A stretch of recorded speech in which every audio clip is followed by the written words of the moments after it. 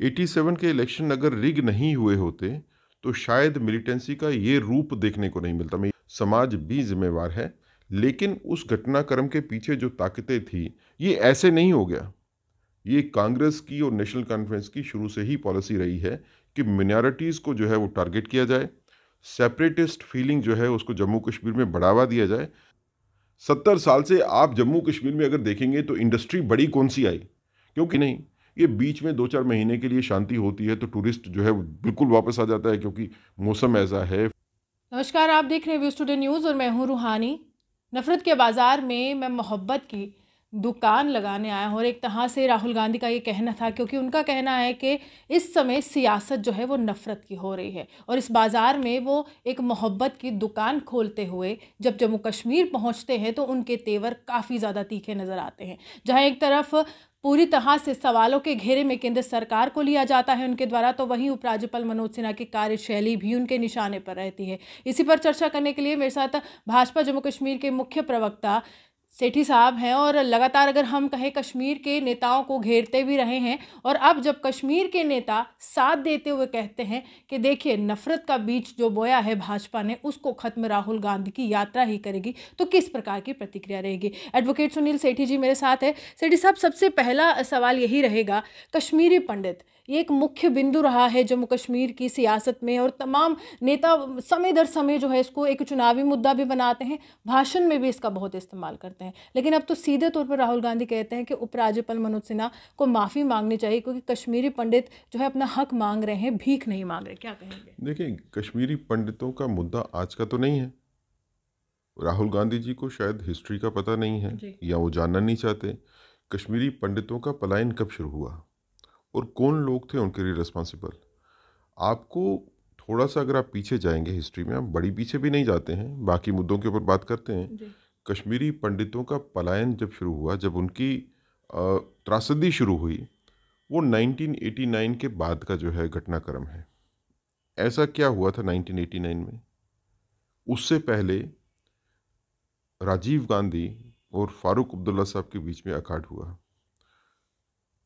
जो wildly believe किया जाता है, जो सभी बिलीव करते हैं, इवन कश्मीर वाले भी बिलीव करते हैं कि मिलिटेंसी का राइज जो है, ये जो सेकंड फेज आया मिलिटेंसी का जो है, ये राइज जो हुआ 90s में, it was as a direct result of rigging of elections of 1987।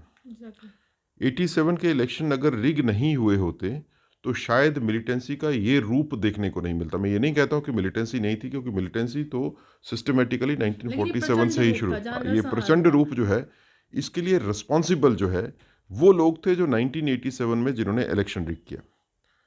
अब क्या 1987 का इलेक्शन रिग हुआ?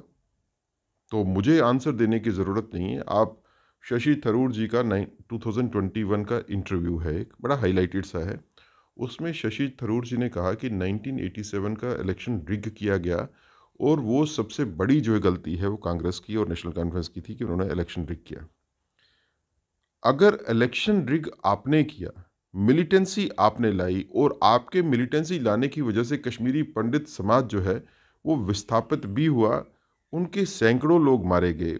आज वो एक्साइल का जीवन अपने ही कंट्री में, शायद ही एक ऐसी कम्युनिटी कहीं और आपको देखने को मिले जो पिछले तकरीबन 30-32 साल से अपने ही देश में निष्कासित होकर रह रहे हैं। किसकी पॉलिसी? सेठी साहब, एक सवाल ये भी है कि लगातार भाजपा अपना तर्क भी देती है कि देखिए हम इसमें बिल्कुल जिम्मेदार नहीं है, लेकिन कश्मीरी पंडित समाज कहता है कि वो सुरक्षा प्रदान करने के लिए इस समय उपराज्यपाल मनोज सिन्हा का प्रशासन आगे क्यों नहीं आ रहा है? ऐसा नहीं है। हमने ये नहीं कहा कि हम जिम्मेवार नहीं हैं, कोई और जिम्मेवार है।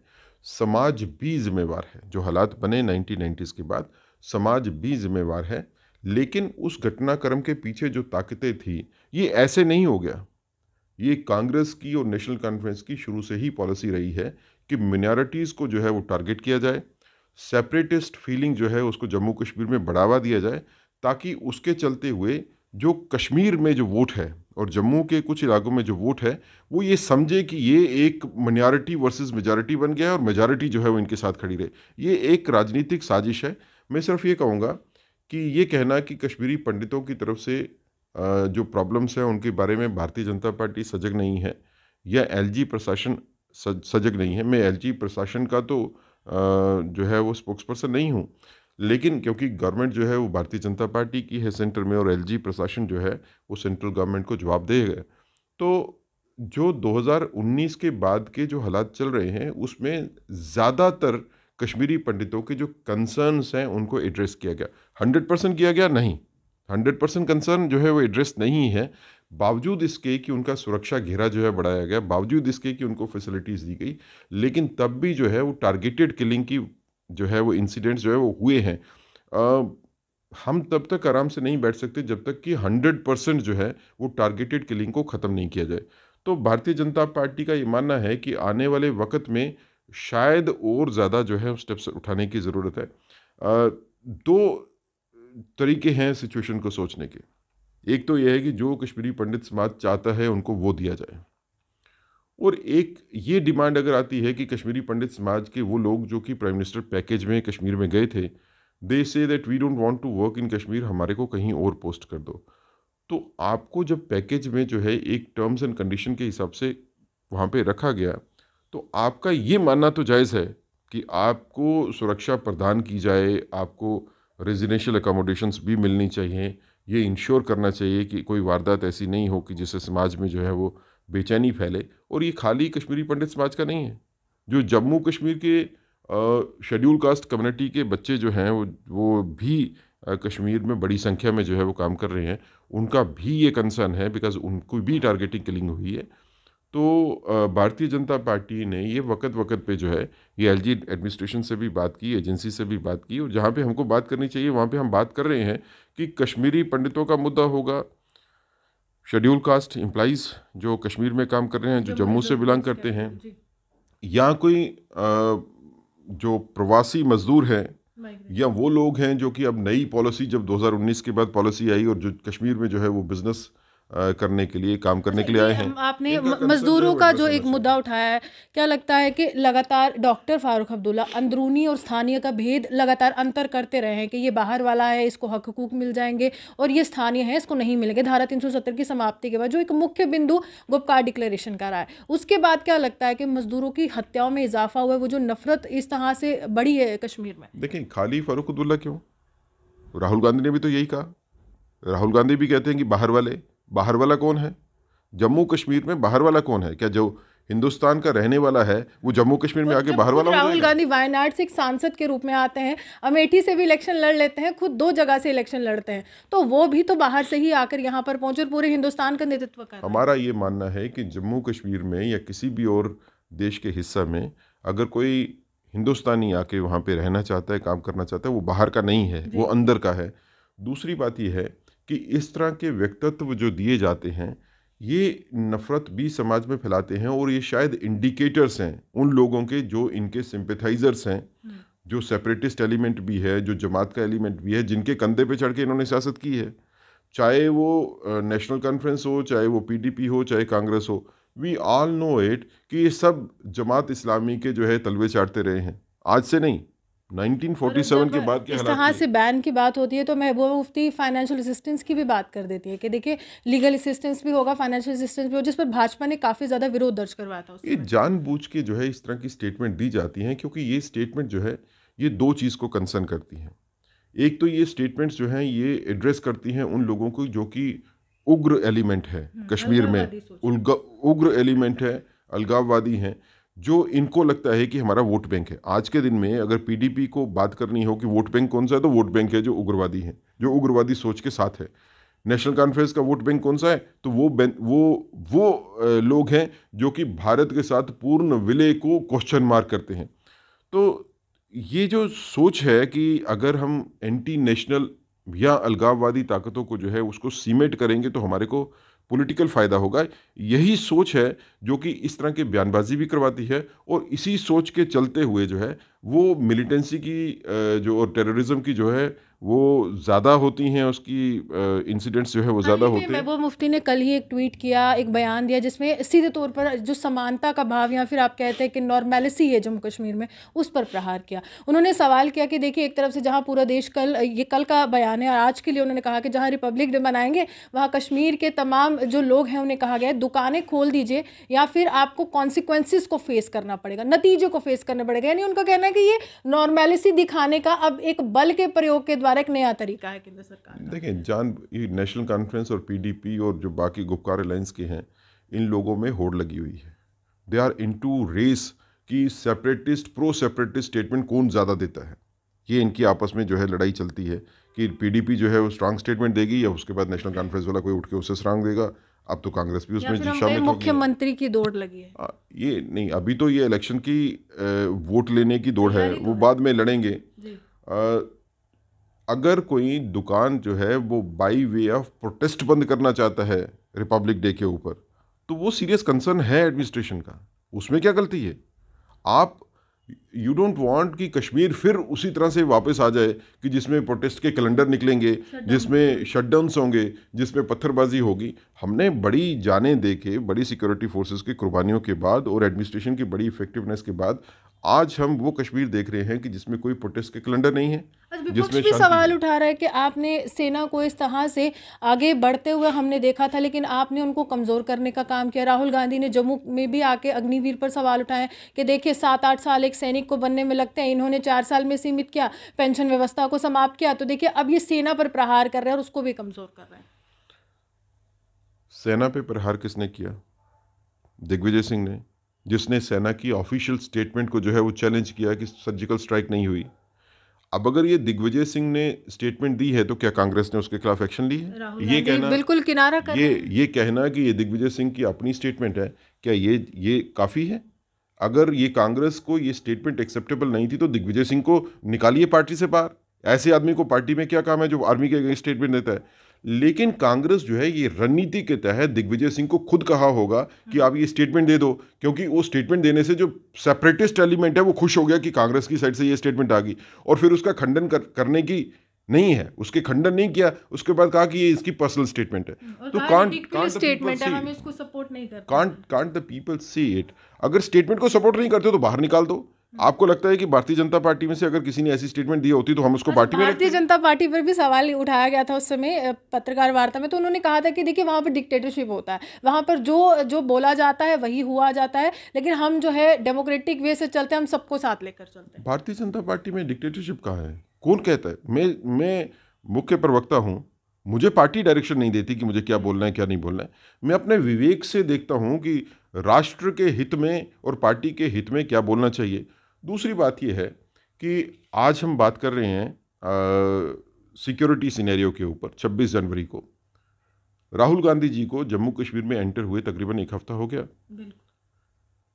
1 हफ्ते में सिक्योरिटी सिनेरियो बेटर होने का प्रूफ इससे ज़्यादा क्या होगा कि राहुल गांधी की यात्रा जो है वो शांतिपूर्ण चल रही है, कोई डिसरप्शन नहीं है।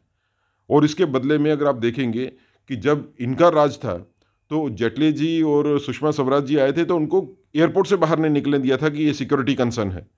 तो राहुल गांधी की यात्रा जो है वो एक शांतिपूर्ण तरीके से जो हो रही है, that is acknowledgement of the fact कि 2019 के बाद के हालात इतने बदले हैं। अगर ये हालात ऐसे नहीं होते तो 2019 से पहले क्यों कोशिश नहीं की राहुल गांधी ने यहाँ पे ये लश्कर लेके आने की, जम्मू में यात्रा करने की? जम्मू से लेकर समाप्ति के बाद आए थे ना, एयरपोर्ट पर ही रोक दिया गया। तो क्यों नहीं आए? 2019 से पहले भी तो आ सकते थे। ले आते यात्रा लखनपुर से शुरू करके कश्मीर तक ले जाने की। तब कांग्रेस इतनी कमजोर नहीं हुई थी ना सेठी साहब। अपनी जान के ऊपर संकट था। आज भरोसा है कि भारतीय जनता पार्टी की गवर्नमेंट में शांति है, हमारे को कोई टच नहीं करेगा, इसलिए सारे के सारे आ रहे हैं। बेरोजगारी, महंगाई, ये जीएसटी, इन सब मुद्दों पर घेरते, और जम्मू में भी इसी तरह से उन्होंने कहा कि अब पूरे देश की बात करें तो देश में सबसे ज़्यादा बेरोजगारी जम्मू कश्मीर में है, और स्पेसिफिकली अगर कहें तो विशेषकर जम्मू का नाम लिया उन्होंने। देखिए, बेरोजगारी जम्मू कश्मीर में या जम्मू में क्या 2019 के बाद हुई? ये आप ही लोगों की देन है। 70 साल से आपने यहाँ पे इंस्टीट्यूशन बनाए ही नहीं। 70 साल से आप जम्मू कश्मीर में अगर देखेंगे तो इंडस्ट्री बड़ी कौन सी आई? क्योंकि आपके 370 के चलते हुए इंडस्ट्री को आपने एस्टेब्लिश होने नहीं दिया। कोई बड़े प्रोजेक्ट जो है वो कोई आए नहीं। क्या यहाँ पे कोई बड़े प्रोजेक्ट लगे थे? तो ये सिस्टमेटिकली एक जम्मू कश्मीर की अर्थव्यवस्था को आगे बढ़ने नहीं दिया। देखिए, इसलिए होता है कि जम्मू कश्मीर की अर्थव्यवस्था जो है वो कमज़ोर रहेगी। जम्मू कश्मीर डिपेंडेंट रहेगा यूनियन गवर्नमेंट के ऊपर पैसे लेने के लिए, और क्योंकि जम्मू कश्मीर डिपेंडेंट रहेगा यूनियन गवर्नमेंट के ऊपर पैसे लेने के लिए, तो इसलिए ये एक क्रिएट की जा सकती है हवा कि जम्मू कश्मीर वर्सेस सेंटर, तो काम तो किया नहीं। तो इसलिए आज के दिन में 2019 के बाद में ये ये भी मानते हैं कांग्रेस वाले भी और नेशनल कॉन्फ्रेंस वाले भी कि 2019 के बाद जितनी इंडस्ट्रियल सेक्टर में बूस्ट जम्मू कश्मीर में मिली है उतनी शायद 1947 से लेकर 2009 तक नहीं हुई। आज के दिन में जितनी इंडस्ट्रियल एलोकेशंस और अलॉटमेंट्स हो गई, जितनी जगहें जो हैं वो अलाट हो गई हैं, अब उसके बाद इंडस्ट्री लगने का फेज़ शुरू हो गया। कुछ इंडस्ट्री लग गई, कुछ फेज़ में है, क्योंकि इंडस्ट्री बड़े इंडस्ट्रियल बेसिस जो हैं वो 5-6 महीने में तैयार नहीं होते, उसको इस्टेब्लिश करने में भी जो है वो टाइम लगता है, 2 साल 3 साल लगता है। Now we are in a phase कि जब इंडस्ट्रियल बेस जम्मू कश्मीर में बन रहा है। देखिए, एक चीज़ तो जम्मू कश्मीर के युवाओं को भी सोचनी होगी, सरकारी नौकरी जो है वो that is not the only thing to ensure their better future. आपको प्राइवेट सेक्टर में भी आना पड़ेगा, सरकारी नौकरी भी होगी, लेकिन सरकारी नौकरी एक लिमिटेड होती है। जितने आदमी रिटायर होते हैं उतने ही आदमी जो है वो नए इंगेज किए जाते हैं। कुछ जो है वो नई नौकरियां जो है वो निकल सकती हैं, लेकिन सरकारी नौकरी इतनी नहीं निकलती है कि जितने पढ़ रहे हैं वो सारे के सारे सरकारी नौकरी में लेकिन हैं। जितने भी, अगर मैं कहूँ यहाँ पर रिक्रूटमेंट पॉलिसी के तहत कहा जाता है ट्रांसपेरेंसी है, लेकिन फिर स्कैम्स भी बहुत होते हैं, तो वो भी तो एक सवालिया निशान है कि आखिरकार भरोसा कहाँ किया जाए, प्राइवेट सेक्टर पर किया जाए या गवर्नमेंट सेक्टर पर किया जाए। एसआई का एग्जाम था, वो भी स्कैम के दायरे में था, सीबीआई जांच की भी बात की गई। हालांकि उपराज्यपाल मनोज सिन्हा का प्रशासन लगातार कह रहा है कि जो भी गुनहगार होगा उसको बख्शा नहीं जाएगा, लेकिन शुरुआत में ही क्यों नहीं लगाम लगाई जाती है इस लोगों पर? देखिए, मैं आपको, आपने अच्छा क्वेश्चन किया, क्या स्कैम जम्मू कश्मीर में पहली बार हुए? क्या 2019 से पहले स्कैम नहीं थे? रिक्रूटमेंट के स्कैम नहीं थे? लेकिन 2019 से पहले जो स्कैम होते थे वो रिपोर्ट नहीं होते थे। जी। स्कैम हुआ, बंदे एम्प्लॉय हो गए, बैकडोर से अपॉइंटमेंट्स हो गई, कि यूथ से पूछ लीजिए, तो पूछताछ कोई नहीं थी। आज के दिन में स्कैम हुआ तो गवर्नमेंट की एक्शन क्या है कि हम सारे के सारे पेपर्स को कैंसिल कर देंगे, कोई लिहाज नहीं है। तो यूथ जो है उसमें एक कॉन्फिडेंस आया कि अगर कहीं पे कोई पेपर लीकेज हो गया, कोई स्कैम हो गया, तो ये गवर्नमेंट जो है ये उसको रेगुलराइज नहीं करेगी, उसको दरकिनार नहीं करेगी, बल्कि जो लोग इन्वॉल्व हैं उनके खिलाफ एक्शन ली जाएगी। जो गलत तरीके से नौकरी लेते हैं, हासिल करते हैं, उनके खिलाफ भी एक्शन होगी। This is the new governance. ये वैसी गवर्नेंस है जो शायद जम्मू कश्मीर में पहले हुई नहीं। अगर पहले हुई होती तो आज शायद जम्मू कश्मीर स्टेट का वो हाल नहीं होता। लेकिन आपको क्या लगता है व्यापारियों का क्या हाल है? क्योंकि आपका लगातार, अगर मैं कहूँ, कोर वोटर जो है वो व्यापारी ही माना जाता है। भाजपा ने अगर जम्मू में सीटें ली हैं तो उसमें कोई दो राय नहीं कि व्यापारी वर्ग ने आपका साथ दिया है। अब यहाँ पर सवाल कहते हैं कि जो आपका जीएसटी है वो भी गलत तरीके से लगाया गया, डिमोनेटाइजेशन का ये प्रभाव रहा कि वो एक हथियार के रूप में यहाँ पर इस्तेमाल किया गया केंद्र सरकार के द्वारा, जिसने छोटे व्यापारी को खत्म किया और बड़े जो उद्योगपति घराने हैं उनको बहुत ज़्यादा आगे प्रोत्साहित किया। देखें, आप जो बात कर रहे हैं, चाहे वो जीएसटी रजीम की बात हो, डिमोनेटाइजेशन की बात हो या बाकी चीज़ें हों, क्या ये खाली जम्मू कश्मीर में हुआ? तो पूरे हिंदुस्तान में हुआ, पूरे भारत में हुआ। आर्टिकल 370 को ध्वस्त करना, आर्टिकल 35A को ध्वस्त करने का मतलब क्या था? हम तो चाहते थे कि जम्मू कश्मीर वैसे ही बने जैसे बाकी भारत है, तो बाकी भारत की तरह ही तो बन रहा है। अब जीएसटी रजीम जब बना तो लोगों को लगा कि पता नहीं इसमें क्या होने वाला, लेकिन अल्टीमेटली आप देखिए कि आज जीएसटी में रेवेन्यू कलेक्शन कितनी है। आज अगर आप ये देखते हैं 6 लेनिंग हो रही है हाईवे की, 4 लेनिंग हाईवे की हो चुकी है, बड़े बड़े जो है वो कॉम्प्लेक्सेस बन रहे हैं, तो कहाँ से पैसा आ रहा है? ये पैसा वही है जो हम लोग कंट्रीब्यूट कर रहे हैं by GST, by other things. So ये कहना कि जम्मू कश्मीर के ऊपर कोई अतिरिक्त भार लग गया, वैसा तो है नहीं। कोई कोई कानून, कोई टैक्स, कोई ड्यूटी, कोई सेस जो है वो जम्मू कश्मीर स्पेसिफिक नहीं है। जो बाकी पूरे हिंदुस्तान के लिए पॉलिसीज़ बनती हैं वही जम्मू कश्मीर में भी फॉलो की जाती हैं। लेकिन मैं एक चीज़ ज़रूर मानूंगा कि बाकी सारी स्टेट, चाहे पंजाब हो, एग्रीकल्चर सेक्टर जो है बहुत आगे है, गुजरात हो, इंडस्ट्रियल सेक्टर जो है वो बहुत आगे है, इसी तरह राजस्थान में खेती जो है वो काफ़ी आगे है, बिजनेस भी आगे है, जम्मू कश्मीर में वो भी है नहीं। तो इसके लिए जब तक हमारी फाइनेंशियल स्टेबिलिटी जो है वो जम्मू कश्मीर की नहीं आ जाती, तब तक गवर्नमेंट ऑफ इंडिया को रिलैक्सेशन जो है वो करनी है और कर भी रहे हैं। जम्मू कश्मीर को बाकी कंट्री से थोड़ी सी रिलैक्सेशन जो है वो ज़्यादा मिल जाती है, लेकिन हमारे को अपना बेस जो है वो स्ट्रांग करना पड़ेगा। अब देखें, मांग के पैसे लेने से फ्यूचर नहीं बनता है। जम्मू कश्मीर लेने वाला जो है अब नहीं है, वो देने वाला है। जम्मू कश्मीर जो है यूनियन टेरिटरी अब बाकी पूरे हिंदुस्तान को देने वाली पोजीशन में है। हमको सिस्टमेटिकली ग्रो नहीं करने दिया गया। कितना बड़ा पोटेंशियल था यहाँ पे टूरिज्म का। 1990 के दशक में जब मिलिटेंसी आई तो टूरिज्म कहाँ पे गया? टूरिज्म पिछले 30-35 साल से कश्मीर में तो पनपा ही नहीं। ये बीच में 2-4 महीने के लिए शांति होती है तो टूरिस्ट जो है वो बिल्कुल वापस आ जाता है, क्योंकि मौसम ऐसा है, फैसिलिटीज़ ऐसी हैं, वो आ जाता है। लेकिन नए होटल कहाँ पे बने, नई फैसिलिटीज़ कहाँ पे बनी? और जम्मू की अगर आप बात करें तो जम्मू में टूरिज्म के नाम पे आपको सिर्फ वैष्णो देवी जी जो है यात्रा को आपने देखा, आपने बाकी तो कोई आयाम बनाए नहीं जम्मू कश्मीर में। तो एक सिस्टमेटिकली पॉलिसी के तहत जो है वो मुझे लगता है कि जम्मू कश्मीर आगे बढ़ेगा तो सभी का आप भला कहते हैं होगा। कि जम्मू कश्मीर आगे बढ़ेगा और लगातार जो है बढ़ भी रहा है, जो तर्क भाजपा के नेताओं का है। अंतिम प्रश्न है, आपके कार्यालय के बाहर जहां पर खुद गृह मंत्री पहुंच चुके हैं, विभिन्न भाजपा के बड़े बड़े नेता पहुंच चुके हैं और वहां पर ही आपकी कार्यकारिणी की बैठक होती है और सबसे चर्चा भी होती है। उस कार्यालय के बाहर अब प्रदर्शनों का सिलसिला एक बार फिर से शुरू हो चुका है। रैबरे खेल से जुड़े जो टीचर्स हैं वो भी भरोसा जता रहे थे, क्योंकि आपने कमेटी का गठन किया था सेठी साहब। अब उसका क्या होगा, क्योंकि उनका भविष्य भी कहीं ना कहीं अधर में अटक चुका, और डेली वेजर्स भी विश्वास जता रहे थे, जब कहीं ना कहीं भरोसा टूट रहा है। नहीं, ऐसा नहीं है। ये प्रदर्शन जो भारतीय जनता पार्टी जम्मू कश्मीर के दफ्तर के बाहर हो रहे हैं, मैं इसमें पॉजिटिविटी देखता हूँ। जी शिकायत है हमसे, जी क्योंकि उम्मीद भी हमसे है। जिससे उम्मीद नहीं होगी उससे शिकायत क्या? तो आज जो लोग प्रदर्शन कर रहे हैं, धरना कर रहे हैं, उनको लगता है कि हमारी समस्याओं का निवारण भी भारतीय जनता पार्टी ही कर सकती है और वही करेगी। प्रदर्शन भारतीय जनता पार्टी के दफ्तर के बाहर होने का मतलब ये नहीं है कि भारतीय जनता पार्टी ने कहा कि आप प्रदर्शन करते रहो, हम नहीं देखने वाले आपको। ऐसा तो नहीं है।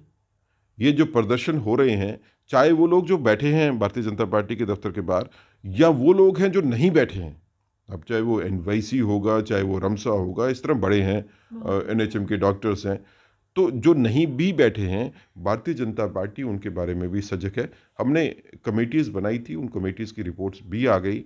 उस रिपोर्ट को लेके हमने एलजी एडमिनिस्ट्रेशन से भी बात की। उसके पॉजिटिव रिजल्ट्स जो हैं वो आने के जल्द में जो है वो चांसेस हैं। सीमा तय की गई है, क्योंकि देखिए, हर ऐसा बार है। इसी तरह की पॉलिसी होती है कि लिंगर ऑन पॉलिसी है कि अब हो जाएगा अब हो जाएगा, लेकिन वो उम्मीदें बढ़ती जाती हैं और एक समय ऐसा आता है कि सब्र का बांध टूट जाता है और तमाम जो टीचर्स हैं, तमाम डेली वेजर्स घेराव कर दे हैं भाजपा कार्यालय। देखिए, मेरी एक बात को समझने की कोशिश कीजिए। ये अडाकिज्म जो है इसने जम्मू कश्मीर को तबाह कर दिया। जितने एम्प्लॉइज़ आपके गवर्नमेंट में हैं, रेगुलर हैं, उससे ज़्यादा एम्प्लॉई वो हैं जो कोई रेगुलराइजेशन होने के लिए खड़े हैं, जो कंट्रेक्चुअल होंगे, डेली वेजर होंगे, अडाक होंगे, किसी भी सिस्टम में। सो ये अडाकिज्म जो है ये रेगुलर एम्प्लॉयमेंट के ऊपर है, उससे भी भारी है। तकरीबन 1 लाख के करीब जो है, 60 कुछ थाउजेंड जो है वो बायोमेट्रिक वाले हैं और नॉन बायोमेट्रिक को भी डालेंगे तो ये तकरीबन 1 लाख के आसपास जो है वो एम्प्लॉइज़ की गिनती बनेगी जिनको कि रेगुलराइज होना है। छोटा नहीं है ये। जितनी आज के दिन में हमारी आर्थिक पोजीशन है जम्मू कश्मीर में, उसमें वैसे भी ज़्यादातर पैसा जो है वो तनख्वाहों में जाता है। इनको रेगुलराइज करने के लिए एक बड़ी फाइनेंशियल जो है वो नीड की ज़रूरत है। लेकिन ऐसा भी नहीं है कि इनकी रेगुलराइजेशन नहीं होनी चाहिए। हम we are too late now. अब इस चीज़ को कोई आर्गू करना चाहता है कि ये लोग आए कैसे, ये बैकडोर एंट्रीज थे, ये किसी अफसर के कोई रिश्तेदार थे, किसी अफसर का कोई नौकर है वो लग गया, कोई मंत्रियों ने लगा दिए। It is too late now. अब जिन लोगों को जिस भी हालत में लगाया गया, जो आदमी या बच्चा जो है वो 15-20 साल से या उससे भी ज़्यादा समय से जो है वो काम कर रहा है, आप कह रहे कि तो क्वेश्चन नहीं करना है, पास हमको में नहीं जाना, लगता सॉल्यूशन है। ढूंढना है। देखें, वो इनह्यूमन होगा कि अगर हम इस चीज़ के बारे में बात करें कि इनकी एंट्री कैसे हुई। जी। अब एंट्री जैसे भी हुई, प्रॉब्लम इज़ कि इनकी रिक्वायरमेंट तो है।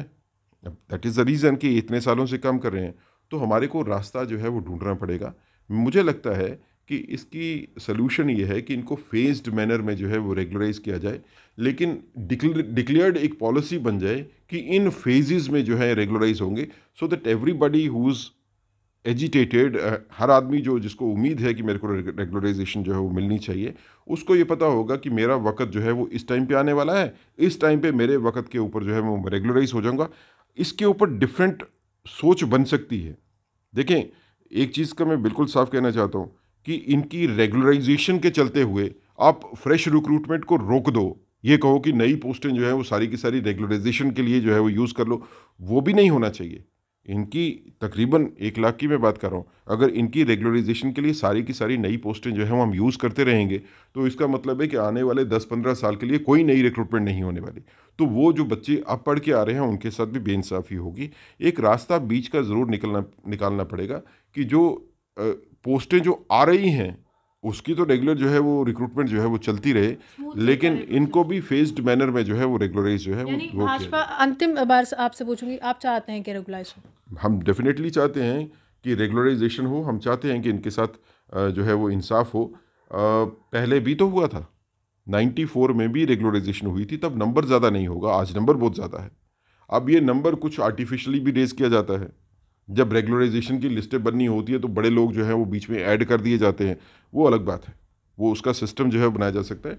हमारी सोच ये है कि रेगुलराइजेशन इनकी फेज्ड मैनर में जो है वो अंडर ए पॉलिसी गारंटी जो है वो यानी होनी अब चाहिए। माने ना कि अब भाजपा अब इसका इस्तेमाल इलेक्शंस में नहीं करेगी, जैसे डीडीसी चुनाव में कहा था डेली वेजेस कॉन्ट्रैक्चुअल जो है पूरी तरह से उनको व्यवस्थित कर दिया जाएगा और एक ऐसे ढांचे में पिरोया जाएगा जहां पर रेगुलाइजेशन की बात होगी। अब इलेक्शन के लिए इस्तेमाल नहीं होगा और आप खुद चाहते हैं कि जल्द से जल्द हो जाए। देखें, एक चीज़ तो मैं आपको साफ बता दूं, पिछले अगर आप 1 साल का घटनाक्रम देखें तो तनख्वाहें तो बढ़ी हैं। जो ये टेम्पररी एम्प्लॉइज़ थे, डाक एम्प्लॉइज़ थे, इनकी सैलरी के कंसर्न जो है हमने इनको काफ़ी ज़्यादा बढ़ाया भी है। 6500 से 9000। हाँ, बढ़ाया तो है ना।